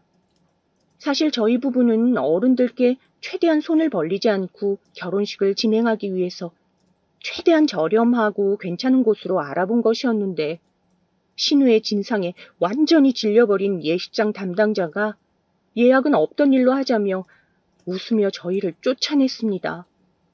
결국 저희는 예식장 음식만 공짜로 시식하고 나오게 되었네요. 저는 이런 아가씨 때문에 화가 나서 죽겠는데 아가씨는 거드름을 피우면서 이렇게 말을 하더라고요. 야, 너 내 덕분에 공짜 밥 먹은 줄 알아. 너같이 친척도 없고 친구도 없는 년은 결혼식장도 안 가봐서 이런 거 모르잖아.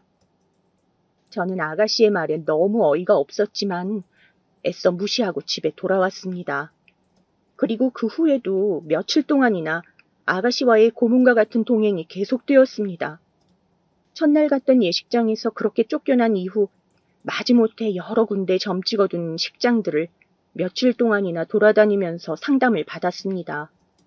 그렇게 왔다 갔다 이동을 할 때마다 밥값이며 차비며 다 제 지갑에서 나갔고 차가 없는 아가씨 때문에 매번 30분 넘는 거리를 운전해서 데려오고 데려다주며 운전기사 노릇을 해야 했습니다.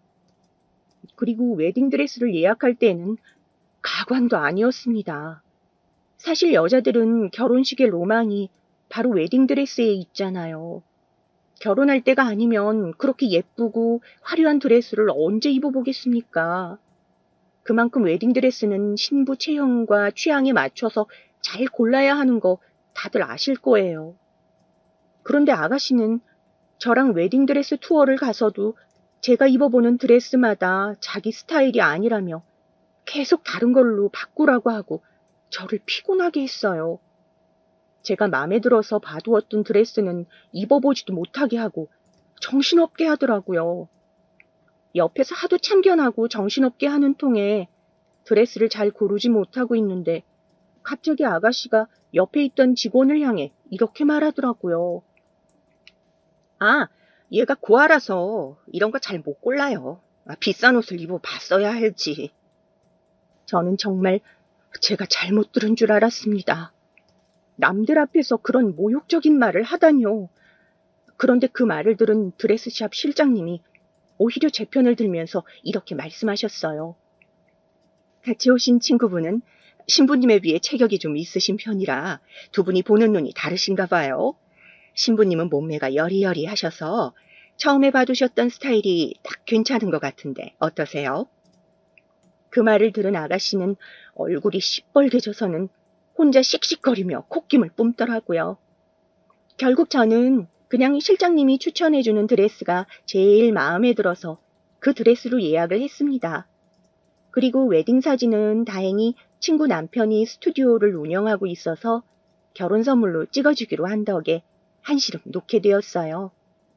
사실 아가씨와 스튜디오까지 알아보러 다닐 거 생각하니 상상만으로도 이가 갈렸었거든요. 그렇게 지옥 같은 결혼식 준비가 끝나고 신혼집을 알아보러 다니는데 또 사단이 났습니다. 우선 남편과는 1, 2년 정도 전셋집에 들어가 살면서 신혼부부 청약으로 아파트를 구해보기로 했어요. 저와 남편 직업상 평일에 시간을 내기가 힘들어 당분간 주말마다 전셋집을 알아보러 다니기로 했는데요. 시부모님께 전해 들었는지 또 아가씨가 그 사이를 비집고 들어오는 거 아니겠어요? 제 남편 보고 오빠는 바쁘니까 주말에 집에서 쉬라면서 자취를 많이 해본 자기가 무조건 같이 다녀야 된다고 팍팍 우겨대더라고요. 사실 남편한테 듣기로는 아가씨가 대학생이 되자마자 자취를 한 건 맞지만 매일같이 클럽을 다니고 학교도 제대로 나가지 않다가 학사 경고장이 날라와 시부모님 손에 집에 끌려간 적도 있었다고 하고요. 취직을 하고서는 또 생떼를 써서 다시 자취를 했는데 밤마다 술에 취해 친구들과 고성방가를 일삼고 허구한 날 남자가 드나드는 통에 괴로워하던 옆집 이웃이 시어머니에게 전부 다 이러는 바람에 그날로 바로 집에 끌려온 적도 있다고 하네요. 심지어 그 일이 있은 지 아직 3개월도 안 되었다고 하더라고요. 그런 주제에 자기가 뭘 자취에 대해 잘한다고 저리 잘난 척을 해대는지. 아무튼 저는 아가씨와 부동산을 같이 다니고 싶은 생각은 추호도 없었습니다. 하지만 저랑 같이 다니겠다는 아가씨의 말을 들은 남편이 안 그래도 자기가 바빠서 시간도 없는데 잘 됐다면서 고맙다고 하더라고요. 그리고 시부모님도 그렇게 하는 게 좋겠다면서 맞장구를 치시고요. 다들 그렇게 하라고 하는데 저 혼자 싫다고 하기에도 좀 눈치가 보여서 어쩔 수 없이 아가씨랑 같이 다니게 되었습니다. 그리고 역시나 아가씨랑 같이 다니면서 또 지옥 같은 상황이 펼쳐졌죠.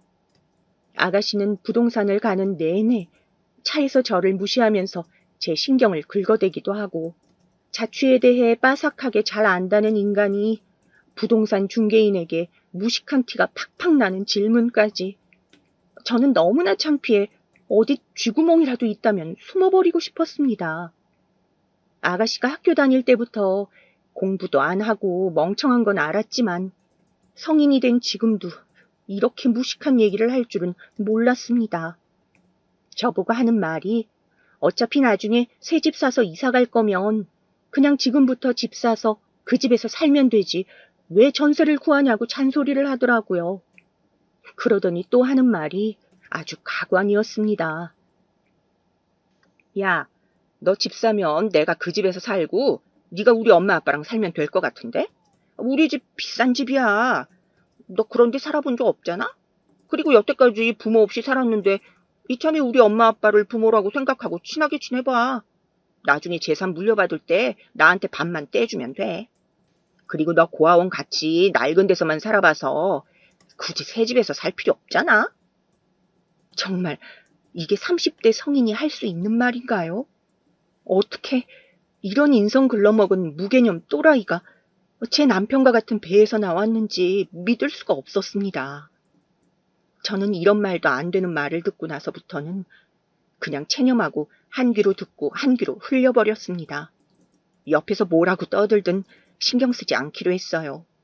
그런데 집을 보러 다니는 내내 저렇게 회방을 놓고 잔소리를 하는 통에 제대로 집을 볼 수가 없더라고요. 그래서 시누이랑 다니는 내내 수많은 집을 봤지만 그중에서 신혼집을 결정하지는 못했습니다.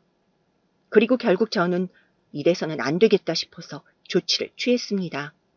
결혼식도 이제 얼마 안 남았는데 얼른 집을 구해야 돼서 시간이 없었거든요. 저는 아가씨 몰래 혼자 평일에 반차를 내고 부동산에 가서 집을 알아보았습니다. 아가씨 없이 저 혼자 집을 보러 다니니 그렇게 평화롭고 편할 수가 없더라고요. 부동산 중개인이 설명해주는 말도 귀에 쏙쏙 잘 들어오고요. 결국 저는 제 마음에 쏙 드는 집을 찾을 수 있게 되었습니다. 그리고 제가 고른 집을 사진 찍어 남편에게 보낸 후 의견을 구했죠. 오빠, 나 오늘 외근 나왔다가 쉬고 싶어서 반차 쓴 김에 부동산 좀 돌아봤는데 괜찮은 집이 있더라고. 내가 방금 사진 보냈는데 확인 한번 해줄래? 오빠만 괜찮다고 하면 나 여기 꼭 계약하고 싶어. 남편은 제 말에 사진을 확인해 보더니 볕이 너무 잘 들어오는 것 같다며 제가 고른 집이니 당연히 좋을 거라면서 저를 믿어주더라고요. 사진만 보고도 흔쾌히 여기로 계약하자고 해주니 기분이 너무 좋았습니다. 아가씨랑 다닐 때는 온갖 트집에 머리가 너무 아팠는데 남편은 제 말을 전적으로 믿어주니 너무 고마웠어요. 아무튼 정말 많은 고생 끝에 남편의 허락으로 다사다난했던 전셋집 계약은 그렇게 끝이 났습니다. 그리고 저는 이제 신혼집에 혼수를 뭘로 채울까 행복한 고민에 빠졌어요. 신혼집 인테리어는 무조건 제가 원하는 취향으로 하고 싶었거든요. 깔끔한 화이트에 차분한 베이지나 그레이 톤으로 꾸며야겠다고 생각하고 있었어요. 생각 같아서는 빨리 가구 매장에 구경하러 가고 싶었지만 남편이 워낙 바쁘다 보니 시간이 잘 나지 않더라고요. 솔직히 가구까지 아가씨랑 보러 다닐 수는 없잖아요. 이번에는 무슨 일이 있어도 남편이랑 보러 다녀야겠다고 생각했습니다. 그런데 며칠 뒤 회사에서 일을 하고 있는데 남편한테서 전화가 오길래 받았어요. 전화를 받으니 남편이 하는 말이 아가씨가 저한테 문자를 했는데 답장이 없다면서 남편한테 연락을 했다고 하더라고요. 저는 속으로 한숨을 쉬면서 알겠어, 내가 연락해볼게 라고 하고 끊었습니다. 그리고 휴대폰을 확인해보니 정말로 아가씨한테서 문자가 와 있더라고요. 야, 뭐해? 라고 온 그 문자에 저는 이렇게 답장을 했습니다. 어머, 아가씨 안녕하세요. 아까는 일 때문에 너무 바빠서 문자를 못 봤네요. 무슨 일 있으세요? 그러자 마치 기다리고 있었는지 곧바로 답장이 왔습니다. 야, 너 전셋집 네 맘대로 구했더라. 너 나 무시하냐? 정말 기도 안 찼지만 저는 차분하게 답장을 했습니다. 아가씨가 워낙 꼼꼼하셔서 그런지 부동산 다니면서 스트레스 많이 받아 하시는 것 같아서요. 그냥 제가 마침 시간 있길래 저 혼자 보고 계약했어요. 그랬더니 아가씨는 갑자기 말을 돌리더니 이렇게 답장을 하더라고요. 야, 전셋집은 됐고, 근데 너 혼수는 당연히 해오는 거지? 아니, 내 친한 친구가 전자제품 팔거든? 걔 실적 올려줄 겸 거기서 전부 다 사. 내가 이미 얘기 다 해놨으니까 전셋집처럼 또 네 맘대로 하지 말고. 저는 너무 어이가 없어서 바로 전화를 걸었습니다. 아가씨, 아무리 그래도 혼수는 저랑 오빠가 쓸 건데 제가 사고 싶은 걸로 사야죠. 그 친구가 제가 원하는 브랜드 제품 다 담당한대요. 그건 아니잖아요. 제가 전화로 짜증을 내자 아가씨는 갑자기 버럭 화를 내더라고요. 무슨 말 같지도 않은 소리야. 니깎이 무슨 브랜드를 따져. 고아 주제 지금 장난하니? 저는 아가씨의 말에 마음을 굳게 굳히고 한마디 해야겠다 싶어 대답했습니다. 아가씨, 제가 결혼하는데 도와주는 척 하면서 자꾸 방해만 하시면서 정말 너무하네요. 제가 알아서 할 수 있으니 신경 끄고요. 지금 회사라 길게 대화하기도 힘드니 전화 끊을게요. 그런데 그 순간 휴대폰 너머에서 고성이 들려왔습니다. 야, 이년아. 너 까불지 마. 너 옛날 일 생각나게 해줄까? 교복 다 찢겨서 울고불고 하던 그 시절로 돌아가게 해줘. 이 돈도 없는 년이 몸으로 우리 오빠 꼬셔서 팔자 펴보려는 것 같은데 내가 평생 괴롭혀줄까? 어? 또 얻어 터져 볼래? 저는 아가씨의 막말을 듣고 순간 예전에 괴롭힘을 당하던 그 일이 떠올라 심장이 쿵쾅거렸습니다. 눈앞이 까마득해져서 저도 모르게 휴대폰 전원을 꺼버렸어요. 저는 너무 서러워서 화장실에서 숨죽여 울고 또 울었습니다. 얼마나 울었는지 거울을 보니 눈과 입술이 퉁퉁 붓고 시뻘개져 있더라고요. 그리고 그날 집중이 되지 않아 일을 하는 둥 마는 둥 하다가 퇴근 시간이 되자마자 컴퓨터를 끄고 집에 돌아갔습니다. 집에 도착할 때까지 머리가 멍해서 아무런 생각도 들지 않더군요. 아까 그냥 듣고 있지만 말고 한 소리 했어야 했는데 그럴 생각도 용기도 나지 않았던 제가 너무 원망스러웠습니다. 그렇게 저는 그날 밤 뜬 눈으로 뒤척이기만 하다가 밤을 새버렸어요. 그 일이 있고 난 뒤 저는 최대한 아가씨의 연락을 피하기 위해 노력했어요. 아가씨의 휴대폰 번호를 차단해놓고 남편이나 어머님을 통해서 연락을 하면 일이 바쁘다는 핑계로 연락을 받지 않았죠. 결혼 준비만 다 끝나면 더 이상 아가씨가 이것저것 참견할 일 없으니 조금만 더 참자고 생각을 했습니다. 처음에 식사 자리에서 아가씨를 봤을 때 이렇게까지 저를 힘들게 할 줄은 정말 몰랐는데 어떻게 성인이 된 지금도 어릴 때 하던 그 양아치 짓을 못 버리고 저러고 있는지 정말 한심했습니다. 그런데 무엇보다도 더 한심한 건 아가씨가 저런 짓을 하는데도 맞서지 못하고 혼자 울고 괴로워하는 제 자신이었어요. 대학교에 가서 친구들도 사귀고 사회생활 하면서 나름 강해졌다고 생각했는데 아니었나 봐요. 학창시절 왕따 당했던 기억이 저도 모르게 트라우마로 남아있었는지 이상하게 아가씨가 하는 행동에 대해서는 제대로 맞서질 못하겠더라고요. 남편과 시부모님은 아가씨의 과거에 대해서 전혀 모르고 있는 것 같던데 이제 와서 15년이나 지난 그 얘기를 꺼내는 것도 좀 그렇고 어찌해야 될지 잘 모르겠더라고요. 그냥 조금 더 마음을 단단히 먹는 수밖에 없다고 생각했습니다. 그리고 얼마 후 저는 남편과 결혼식을 올리게 되었어요. 사실 결혼식 때에도 아가씨가 일부러 저를 골탕 먹이려고 흰색 원피스를 입고 왔는데 정말 끝끝내 저러는 모습이 너무 황당하기도 하고 우습기도 하더라고요.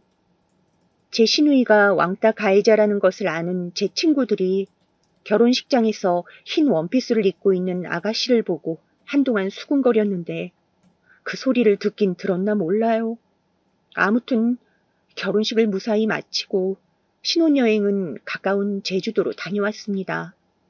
한 번뿐인 결혼이라 유럽으로 신혼여행 가는 게 꿈이었는데 그놈의 코로나 때문에 제주도가 최선이더라고요. 그리고 그렇게 신혼여행을 다녀온 후 신혼집에서 행복한 나날들을 보냈어요. 신혼이라는 게 이렇게 달콤한 건지 처음 알았습니다. 퇴근하고 집에 돌아와서 제가 사랑하는 남편과 하루를 마무리하고 또 새로운 아침을 함께 맞을 수 있다는 게 너무 행복했어요. 그리고 그렇게 지낸 지 10개월쯤 지났을 때였어요. 갑자기 퇴근하고 온 남편이 하는 말이 아가씨가 우리 부부한테 밥을 사겠다면서 주말에 신혼집 근처로 온다고 했다는 거예요. 남편은 제가 아가씨와 사이가 좋은 줄 알고 흔쾌히 좋다고 했답니다. 저는 괜찮은 척 하려고 했지만 저도 모르게 눈물이 나왔나 봐요. 남편이 제 얼굴을 보더니 왜 그러냐며 깜짝 놀라 안아주더라고요. 저는 서러운 마음에 남편 품에 안겨 한참을 울다가 겨우 진정된 이후 못했던 얘기들을 전부 꺼내기로 결심했습니다.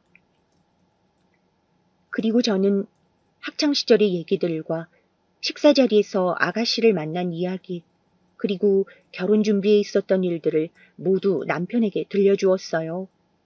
겨우 진정했는데 옛날 일들을 꺼내니 다시 울음이 멈추질 않더라고요. 제 얘기를 들은 남편은 처음에는 믿지 않는 듯 하더니 제가 너무 서럽게 울면서 말하자 믿어주기 시작했어요. 남편 말로는 아가씨가 어렸을 적부터 사고를 많이 치고 다니긴 했지만 그냥 귀여운 말괄량이 수준으로만 알고 있었다고 하더라고요. 그리고 저와 아가씨가 고등학교 동창인 건 알았지만 서로 아는 척도 안 하고 친해 보이지도 않길래 그냥 학창시절에 서로 잘 모르는 사이였나 보다 하고 생각했대요. 남편은 2년 가만 안 둔다면서 불같이 화를 내더니 곧바로 아가씨한테 전화를 하려고 하더라고요. 저는 다급하게 남편을 말리며 어차피 주말에 보기로 했으니 조금만 참으라고 했습니다. 남편은 씩씩거리면서 쉽게 화를 가라앉히지 못하더라고요. 그리고 며칠 뒤 아가씨와 만나기로 한 주말이 되었습니다. 아가씨가 예약한 식당은 시댁 근처 한우 무한 리필집이었습니다. 식당에 들어가서 예약자 목록에 떡하니 써져 있는 아가씨의 이름을 보자 갑자기 심장이 두근거리며 식은땀이 나기 시작했습니다.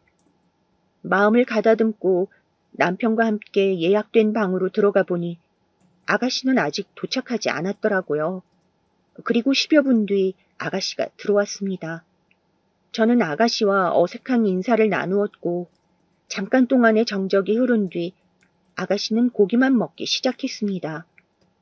저는 마음이 너무 불편하고 체할 것 같아 속이 답답해서 고기가 무슨 맛인지 어디로 들어가는지도 모른 채 그냥 먹는 신용만 하고 있었죠. 그런데 잠시 후 남편이 잠깐 화장실에 간다며 나간 사이에 소고기를 깨작거리던 저를 보며 아가씨가 한마디 하더군요. 야, 너 소고기 처음 먹어보니? 부모 없이 거지꼴로 살아서 무슨 맛인지도 몰라? 저는 순간 심장이 덜컹하고 눈물이 흐를 것만 같아서 대답하지도 못하고 멍하니 있었습니다. 그러자 아가씨는 젓가락을 상위에 탁 하고 내려놓더니 소리를 지르더라고요. 야, 이 고아년아. 대답을 해야지. 소고기 처음 먹어보냐고. 이 거지 고아년아. 고아라 돈 없어서 몸 파는 년이 얼른 대답 안 해? 저는 모욕적인 언사에 참지 못하고 눈물을 흘렸습니다. 마음 단단히 먹고 강해지기로 했었지만 막상 이 상황이 닥치니 온몸이 부들부들 떨리고 힘이 빠져 한마디도 못하겠더라고요. 제가 계속 대답은 하지 않고 울고만 있자 아가씨의 막말은 점점 심해졌고 나중에는 제 머리채를 잡고 흔들기까지 했습니다. 그리고 그러길 몇 분째 갑자기 문이 벌컥 열리며 남편이 들어왔습니다. 아가씨는 깜짝 놀라며 아무 일도 없었다는 듯 태평하게 다시 앉더니 저를 보며 이렇게 말하더라고요. 어머, 새언니, 표정이 왜 그래요? 뭐 안 좋은 일 있어요? 그런데 아가씨가 말을 끝내자마자 남편이 소리를 지르며 아가씨의 멱살을 잡고 일으켜 세웠습니다. 그러더니 무서운 얼굴로 소리를 지르며 말하더라고요. 야, 이 못된 년아. 너 나 없을 때 했던 말 다시 해봐. 이 미친년이 도대체 어디서 그런 말 배워가지고 다니는 거야? 그러자 아가씨가 겁먹은 얼굴로 덜덜 떨면서 어버버거리더라고요. 그러자 남편이 한마디 더 했습니다. 니년이 집에서 해다 먹은 돈이 얼만지는 아는 거야? 너야말로 공부도 못해 능력도 없어. 가진 거라곤 부모 하나 믿고 여태까지 변변찮은 직업도 없이 한량처럼 살아온 주제에 누가 누구한테 막말이야? 그러자 아가씨가 피식 웃더니 이러더라고요. 난 부모 있고 쟤는 부모 없잖아. 그게 얼마나 큰 차이인지 몰라?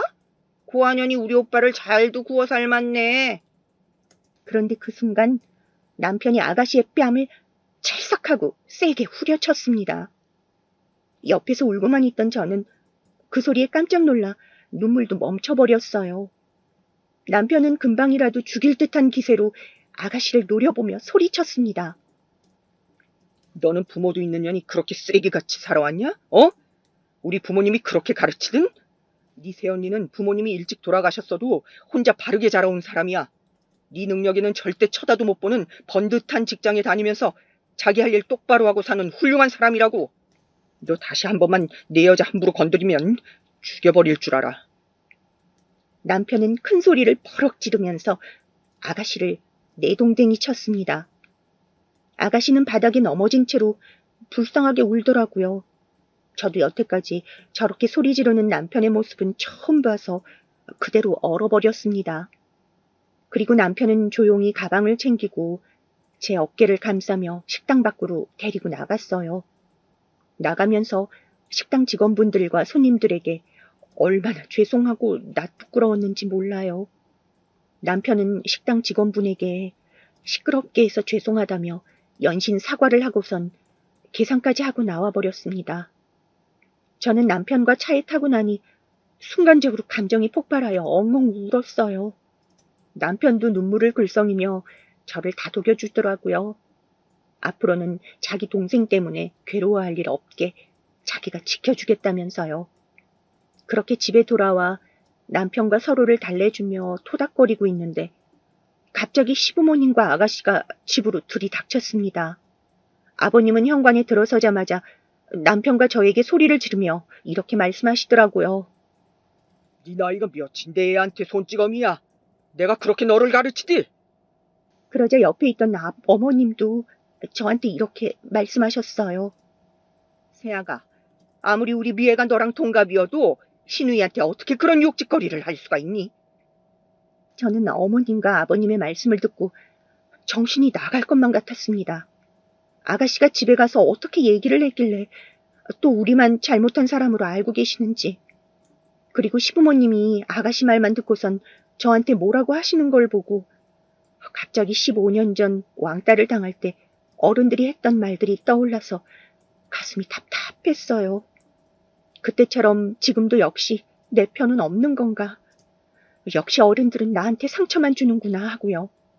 그런데 그때 남편이 차가운 얼굴로 이야기를 했습니다. 아버지, 어머니, 일단 앉아서 이야기를 들어보세요. 자세한 내용을 하나도 모르시는 것 같은데 지금 제 얘기를 들어주시지 않는다면 저는 이대로 가족과 연을 끊고 살 수밖에 없습니다. 남편의 말에 당황한 시부모님은 저와 남편을 번갈아 보았습니다. 하지만 서러운 표정으로 울고 있는 저의 모습과 단호한 표정을 짓고 있는 남편의 얼굴을 본 시부모님은 무언가 단단히 일이 꼬인 것을 아셨는지 표정이 심각해지시더라고요. 그리고 잠깐의 침묵 후 아버님께서 먼저 말을 꺼내셨습니다. 우선 양쪽 이야기를 다 듣는 게 맞겠지. 일단 미의 이야기는 들었으니 이제 너네 이야기도 한번 해봐라. 아버님의 말씀에 가족들은 다 같이 식탁에 둘러앉았습니다. 남편은 어머님 아버님께 제가 학창시절에 겪었던 일들, 그리고 대학교 때 편입생으로 인해 제 아픔을 알게 된 이야기, 그리고 결혼 준비하면서 겪었던 일들과 오늘 식당에서 있었던 일까지 자초지종에 대해 모조리 다 말씀을 드렸습니다. 남편이 이야기를 하는 내내 옆에서 아가씨가 저거 다 거짓말이라면서 회방을 놓았지만 아버님의 조용히 하라는 무서운 말에 찍소리도 못하고 가만히 있었습니다. 얘기가 다 끝난 후 어머님은 충격을 받아 눈물만 뚝뚝 흘리셨고 아버님은 화가 머리끝까지 나셨는지 헛기침을 하시면서 연신 손부채질만 하시더라고요. 아버님은 아가씨한테 이 일이 진짜 사실이냐고 물었어요. 아버님은 아가씨가 학창시절에 좀 불량한 친구들과 어울렸던 건 알았지만 이렇게 또래 친구를 심하게 괴롭히고 왕따시켰는지는 전혀 모르셨거든요. 역시나 당연하게도 아가씨는 자기는 그런 적 없다면서 사실을 부인했습니다. 결국 아버님은 진짜인지 아닌지 확인을 해봐야겠다면서 아가씨를 시켜 친한 친구에게 전화를 걸게 했어요. 아가씨는 눈물이 그렁그렁한 얼굴로 덜덜 떨면서 어쩔 수 없이 전화기 버튼을 눌렀습니다. 친구가 전화를 받자 아가씨는 아버님이 시키는 대로 저에 대한 얘기를 꺼냈어요. 야, 너 우리 오빠 와이프 알지? 그러자 그 친구는 시키지도 않았는데 아가씨의 악행을 술술 불더군요. 아, 그 고한현? 알지. 근데 너 오늘 작전은 성공했어? 오늘 기회만 되면 손맛 다시 볼 거라며. 아주 반쯤 죽여놓지 그랬어. 아무튼 그래서 어떻게 됐어? 다시는 못 기어오르게 예전처럼 아예 밟아버려. 친구의 말에 아가씨는 두 눈을 질끈 감고 고개를 숙였고 아버님은 아가씨의 머리를 세게 후려쳤습니다. 그리고 남편은 휴대폰을 집어던지며 불같이 화를 내더라고요. 네가 뭔데 감히 내 여자를 건드려? 뭐? 반쯤 죽여놔? 네가 오늘 하려고 했던 거 너도 똑같이 당해봐, 이년아. 남편이 아가씨를 붙잡고 이리저리 흔들며 발길질을 하자 아버님은 남편을 뜯어 말리고 어머님은 아가씨를 방으로 끌고 들어갔습니다. 저는 옆에서 그냥 하염없이 울고만 있었어요. 아버님은 바닥에 주저앉아 통곡을 하고 있는 남편을 뒤로하고 제 손을 꼭 잡고 눈물을 흘리며 말씀하셨습니다. 미안하다, 세아가. 내가 자식을 단단히 잘못 교육시켰구나. 그 오랜 시간 동안 이렇게 혼자서 삭히고 지냈을 텐데 얼마나 힘들었니? 내가 너한테 사과를 한들 네 마음이 나아지지는 않겠지만 정말 미안하다. 정말 미안해. 아버님은 평소에 강골 같았던 모습과는 다르게 다정한 말투로 눈물을 흘리면서 저에게 사과를 하시더라고요. 저는 진심으로 사과하시는 아버님의 모습을 보고 가슴이 따뜻해지는 걸 느꼈습니다. 그렇게 아버님의 손을 붙잡고 울던 도중 방에서는 신우가 엉엉 울면서 바락바락 소리 지르는 소리가 들리더라고요. 그리고는 안에서 찰싹찰싹하고 손바닥으로 등을 때리는 소리가 들렸습니다. 그리고 얼마 후에 어머님도 거실로 나오시더니 저에게 사과를 하시더라고요. 아이고, 그렇게 고생만 하면서 살았는데 그게 다 자식 잘못 키운 내 탓 같구나. 어떻게 해야 네 마음이 조금이라도 편해지겠니? 저는 머리를 조아리고 사과하시는 어머님께 연신 괜찮다며 제 마음을 알아주셔서 너무나 감사하다고 하면서 진정시켜드렸습니다. 그렇게 온 가족이 눈물을 흘리며 서로 사과하는 도중 아가씨는 조용히 거실로 나와 가방만 휙 채가더니 밖으로 도망쳐 나갔습니다. 아버님이 너 이 자식 하면서 쫓아갔지만 이미 재빠르게 도망간 뒤라 잡을 수 없었어요.